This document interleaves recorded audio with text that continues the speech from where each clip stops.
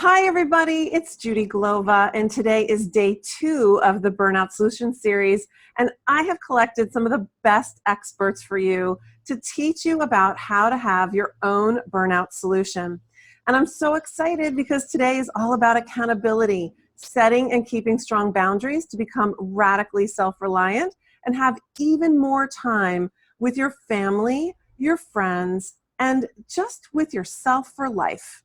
So I want to remind you also that we are meeting every day throughout this online series in our Facebook group called the More Than Enough Women's Circle. I'll be live in the evening to answer any questions that you have because I really want to make sure that you can take action on the tools and skills you learn each day. So if you haven't already, head over to the More Than Enough Women's Circle. Now, before we kick things off, I just want to introduce our speaker today, which is Sue DeCaro. Sue is a certified parent coach, educator, speaker, writer, and mom of 2. As a coach, she supports parents worldwide in navigating through life's daily parenting challenges. She integrates education, consciousness, and coaching to help families deeply connect, grow, and thrive. And today we're going to be focusing on the topic of how to dismantle the supermom complex. So Sue, how are you? I'm so grateful to have you here. Thank you, Judi. It's a delight to be here and an honor. Thank you. Yes, I know. I'm so excited to dig right into our conversation. And the first question, when you think about burnout and overwhelm that's happening these days, especially with business women and moms, working moms, give me a sense as to why do you think this is all happening? I think it comes down to expectations, Judi. I was a supermom. Actually, I shouldn't say I was. I thought I was, because really it's a myth that we have in our minds about this superpower as a mother that we have. And I think that we have a lot of expectations as parents and as working parents on what motherhood, what parenting looks like. And when we're working outside of the home or in the home, because certainly we want to give credit to those that work in the home as well, it really puts an extra burden or pressure, let's call it pressure, on us to do more than maybe what is truly possible. And so it's an interpretation of what motherhood parenting is. And I think that's the part of the dismantling, is that we are not super people, we're human. Yes. And I love how you said that. It's how we're interpreting things. Now, I know that you talk to your clients are worldwide. So I'm curious, is the interpretation similar, from our culture to other cultures, or are there subtle nuances from the different moms that you talk to? The interpretations, they're individual, they're unique, Right. let's call them, but they're the same worldwide in the sense that we are putting so much pressure on ourselves, and we expect ourselves to do more than we are maybe physically, mentally, spiritually capable of doing as human beings who are connected to their own heart first, and then the family. Right. And so with that said, do you think that moms get disconnected from themselves, like you said, from their hearts, so that they're not really present for their families? Like, what do you think that heart disconnect is? It truly is that. I think having been a super mom, thinking I had superpowers years ago, working a 60 to 70 hour a week job and then coming home and finding, and many of you moms listening can probably relate, I needed to do the laundry, I needed to do the dishes, the grocery shopping, make the dinner, and all the other chores, as well as get our kids to do the homework. So we're on autopilot. And many times what happens is, as a super mom with these superpowers, we think that the doing of the things that need to be done, our house needs to be clean because, gosh, that must be what we're judged upon, right? Whether our kitchen's clean, the dishes are put away. I know years ago that's what I thought. Somebody looks at my house, how do I look as a parent if things aren't organized and put away?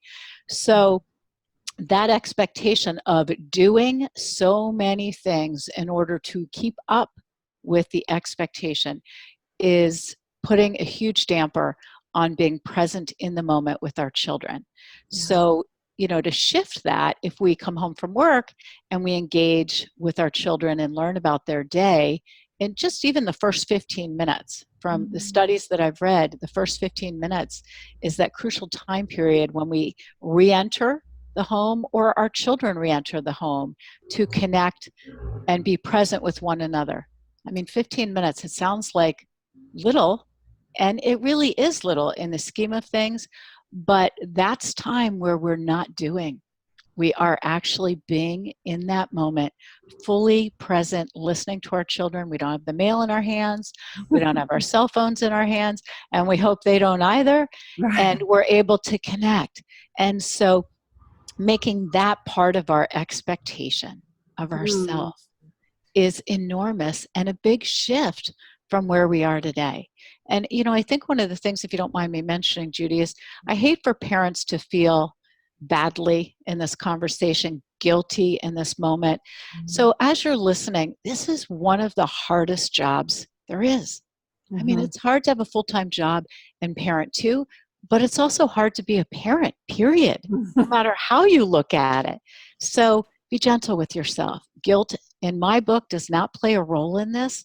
This Right. is an opportunity for discussion and to open the path of thought and knowledge in moving forward in a different way that suits you or feels right for you, but never guilt. Yeah. Well, I want to highlight a few of the golden nuggets that you mentioned because I don't want them to pass by.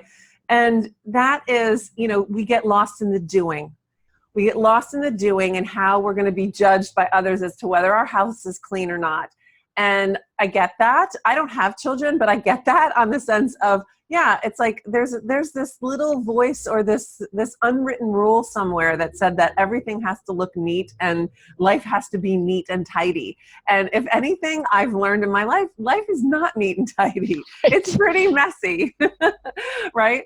And, I would also, I also have talked to some of my, friends that have children, and we have conversations even about the little luxuries that we do for ourselves.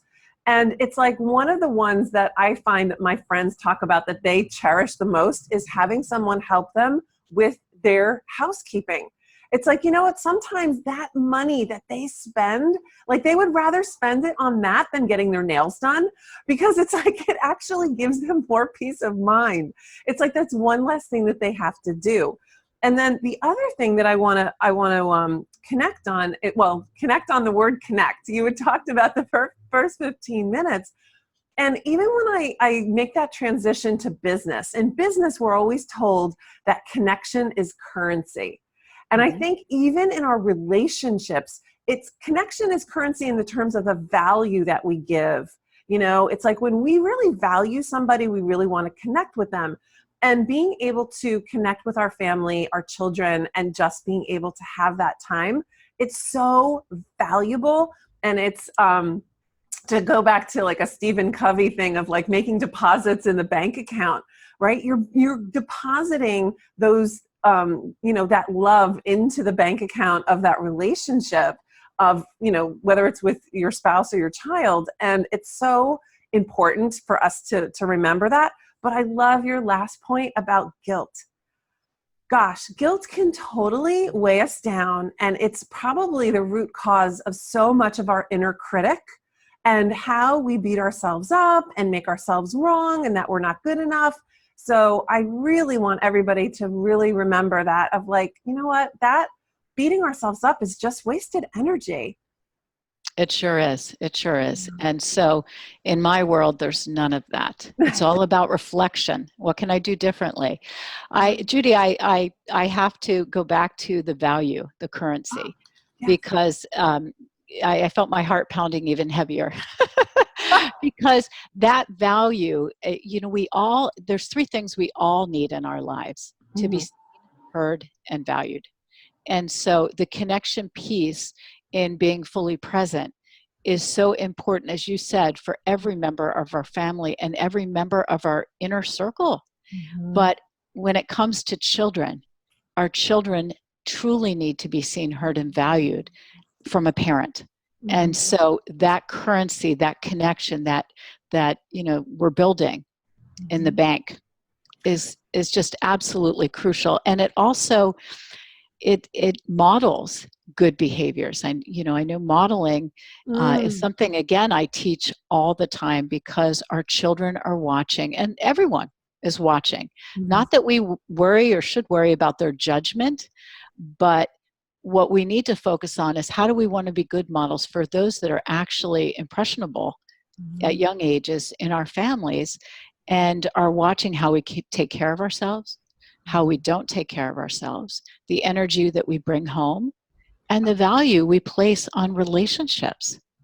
Oh my gosh, that's real. Wow, that's really a great connection. I love how you kind of put them all together in a beautiful box, because yeah, it's like when you think about modeling, in business, we think about it in terms of our brand, and our brand is what people say about us when we're not in the room, right? But what do the children think of their mom and dad when they're not in the room? And it's being able to meet their needs. And I love that you brought out that fact, and I want to highlight this. When we think about what human needs are and what children need, being seen, heard, and valued, right? Those were the three. Right. So it's like if we can deposit into that bank account, those are the things that they really need. And so often we don't talk about what we need. We talk about what we want, right? Right. What's that goal what's that thing that you want? What's that new toy? What's that new car, right? What's that vacation that you want? But what are the needs, and how are we filling the needs? And I also think in terms of how we shift into that of, looking at what we need as an individual to be able to even give from a full cup. Right? In the, how you're talking about modeling and self-care and whatnot. So tell me a little bit more about what are the things that you tell moms about modeling good self-care? Well, moms wonder when they're raising these beautiful spirits why they feel moody sometimes and at wit's end. And of course, raising children is the hardest job, I think, on this planet. That's my interpretation of parenting. And so we need help along the way, and we need lots of help. We need to help ourselves. So one of the main things is we cannot pour from an empty cup. And so many parents will put themselves bottom on the list in terms of self-care. And I love what you said about hire somebody. If you can afford to hire somebody to clean your house or do what doesn't speak to you, go grocery shopping, or what seems to take much of your time away from your family and your presence and ability to really connect with them, that's where you need to fill that void with someone else who can help. But, even in terms of creating more self-care, I think that the bottom line is you are first. You are the primary person that you need to care for before you can care for anyone else. Parents always say to me, but, isn't that selfish? And it just seems to go against the grain. And that's what we're conditioned to think. Don't put yourself first. But in essence, if we do not put ourselves first and we do not take care of ourselves, we can't possibly take care of anybody else in our care. We think we can, but that's when, we become moody and grouchy and grumpy and have a hard time connecting with ourselves in a way that we stay calm and neutral with our kids and family. And so relationships are a great way to connect, but first you have to connect with yourself. And I think self-care is really a big part of connecting with ourselves, connecting with our heart. I'm a big fan of putting our hand on our heart to really feel the beat of our own heart and what that's like. And so if we don't carve out simple, and I do mean simple, ways to begin a connection to a self and a self-care process, we're doing an injustice to not only ourselves, but these beautiful little children that are watching our every move. They need to see us taking time out to fill our own cup and realize how important that is in anyone's life, in a 6-year-old's life, a 15-year-old's life, because it gives them such valuable coping skills in their own life, in their own stress, and how they handle it. Absolutely. And it's so interesting because I'm connecting it to, I was training a leadership workshop last week, and there was a participant, and she was sharing about, what was going on in her life. And, she also mentioned how at night it's so hard for her to turn her mind off because she's thinking about what else she could do. Like, how much more could she do before she goes to sleep? And and while she's going to sleep, she needs to make sure that she remembers all the things that she needs to do the next day. And I said to her, I said, well, does that impact you during the day? Like even when you're at work? And she says, oh yeah, I'm really anxious on the inside. I'm going 100 miles an hour, but nobody can see it because I have a really good way of masking it. And I'm like, okay. So I said, in the moment then you've got 100 miles an hour going on the inside. And I said, and how does that impact your relationship with your kids? And she said, oh yeah, they tell me that they're nervous and that they get anxious. And I just tell them, it's okay. And I'm like, oh, okay. So I was just recognizing it's like how even, we can inadvertently like teach our children to do things. And it was just a simple story that she was sharing with me, but my ears just perked up and I'm like, oh, so you're actually, you're actually teaching your kid it's okay to just like let that be underneath the surface. And that's spot on, Judi, because every parent that comes to me that says, my kid is anxious or my kid is has high energy, like way too high, when you start to focus on the parent, it's an unsaid, unspoken superpower that's hiding underneath the surface that they are feeding on. And so this energy, this 100 miles an hour, every child in her realm, I hate to say it, can feel it. I just had a consultation this morning with somebody overseas who said that she feels very emotional before she gets her kids from school and really thinks about what shoe's going to drop, like in simple terms. She walks on eggshells, what might happen, and she's anticipating what might happen before it happens. Well, right from our conversation, she went to pick her kids up and we talked about how, ways to take steps to stay neutral and to have a mantra that keeps you in this moment. After the conversation, she felt like there was space. She felt very, very much in abundance. She went and picked her kids up and she said the love when the kids got in the car, like they fed on her energy and she could feel it so quickly and how it played out in their love and respect for one another. So our energy is everything. It is not what we say, children do this or spouse do that. It is really the energy that we bring to all the things that we share in our household and our connection. Our children pick up on our anxiety, they pick up on our abundance, they pick up on our vibration. They are very, very smart. And I'm dealing with parents of 2-year-olds, and those 2-year-olds pick up on vibrations as well. Sure. Well, yeah, I mean, they're definitely little vibrational little beings, but I really love that idea of, it's almost like you're putting it out there to our listeners of like, actually have the experiment, like, for the next 5 days, really ground yourself in a feeling or in an energy and see how people respond. Like you said, in that first 15 minutes, it's like, these are such golden nuggets, like these little tiny things that people can incorporate in their day that don't really take extra time, but they do take presence and Right. they do take conscious awareness. Exactly. The other experiment parents can try is, I believe our children are our greatest awakeners. So our children are holding up a mirror for basically the area of growth that we need to experience, our undeveloped selves.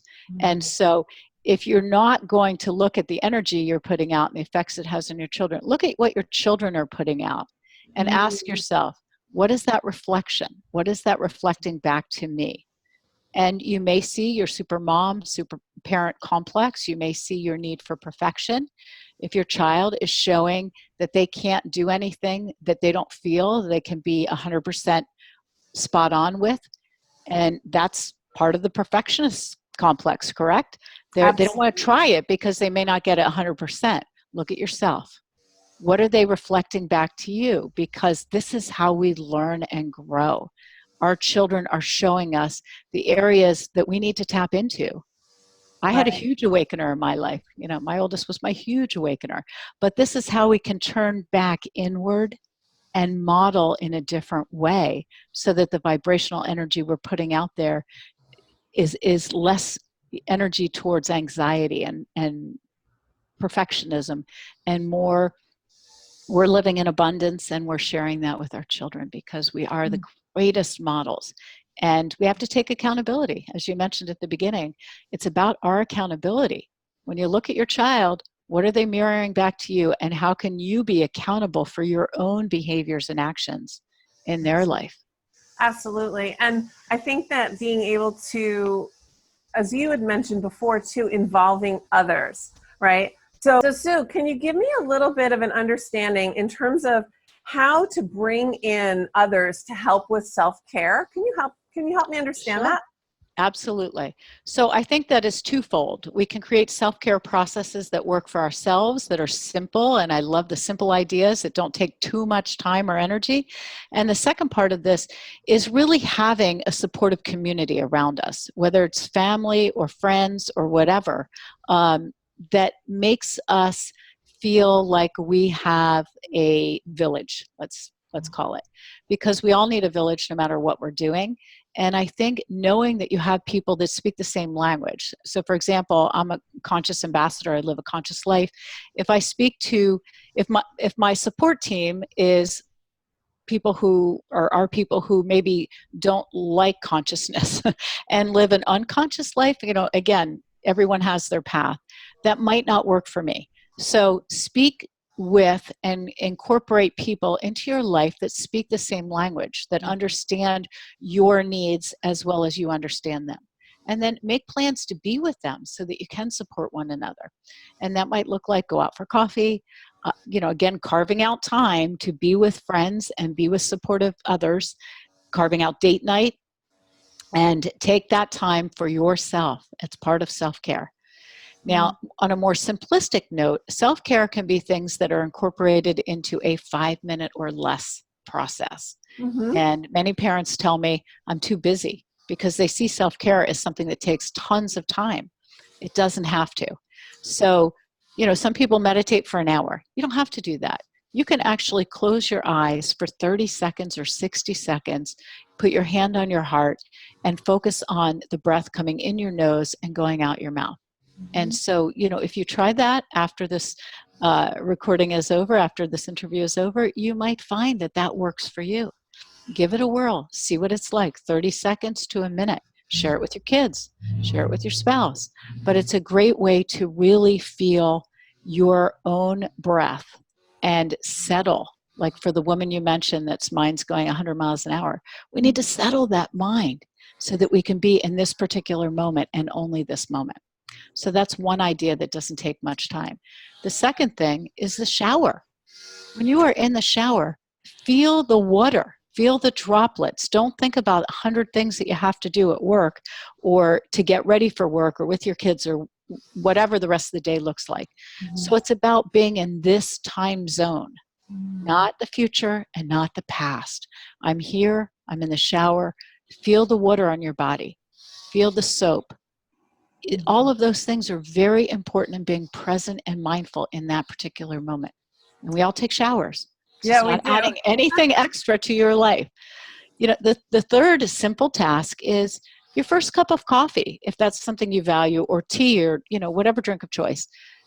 Actually taste it, feel it, get in touch with your senses. Stop yourself from processing 100 different things again down the road, and connect with what that sip feels like going into your mouth, touching your lips, down into your body, and focus on that.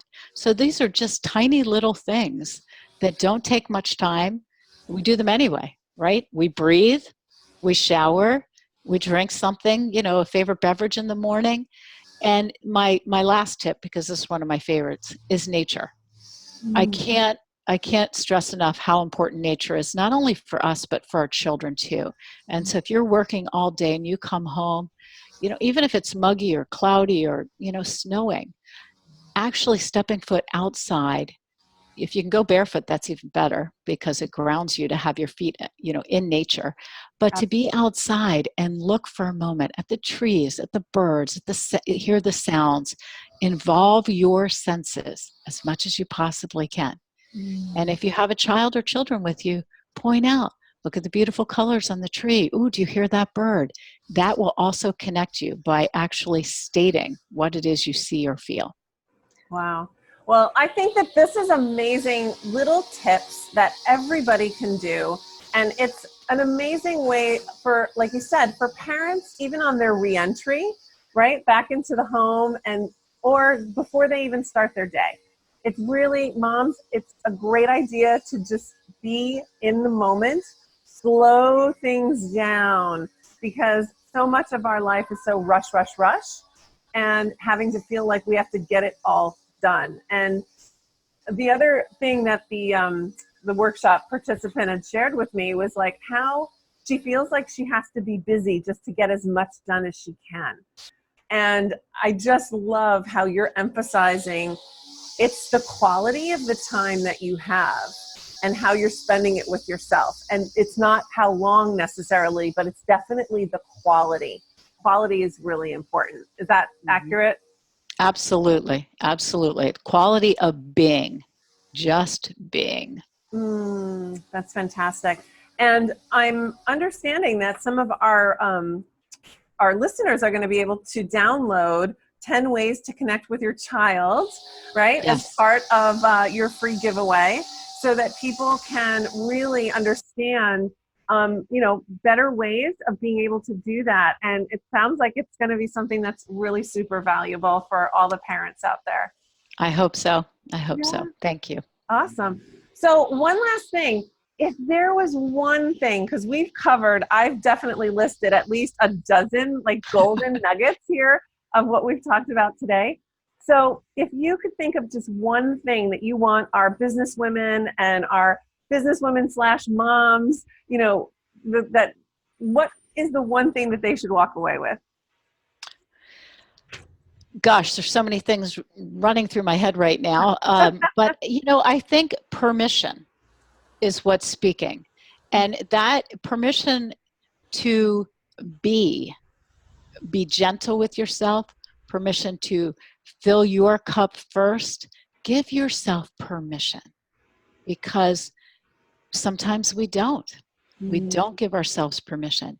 And when you do, what a gift. Permission is a gift that keeps on giving, especially in these particular things we're talking about. So give yourself permission. Oh my gosh. And that so connects to when we don't give ourselves permission. That is when we go into overwhelm and burnout, because we're not giving ourselves space. We're not giving ourselves that gentleness and that understanding and acceptance. So I really, really love that. That's another golden nugget that we've got from today. So thank you, Sue. And I also want to thank you for your generosity, for your free gift, and as well as the bonus gift as well. So everyone, I want you to remember that you can click right below for Sue's free gift. And again, a reminder that if you haven't already purchased your backstage pass, you also get to have her bonus gift. Plus, there's no stress, right? This is like the ultimate burnout solution for all of our participants, of being able to have this amazing deal. Because when you think about it, you don't have to stress, worry, or wait for this game-changing content. And there's additional stuff that people get when they just have that backstage pass. So, as a final note from me, instead of burning the candle at both ends, let your light burn brightly, knowing that you are more than enough. Most importantly, you can create your own burnout solution, and you don't have to do it alone. So I'll see you in the next awesome interview, and I'll see you today in our Facebook group. Thank you so much. And thanks, Sue. We really, really appreciate it. Thanks for having me.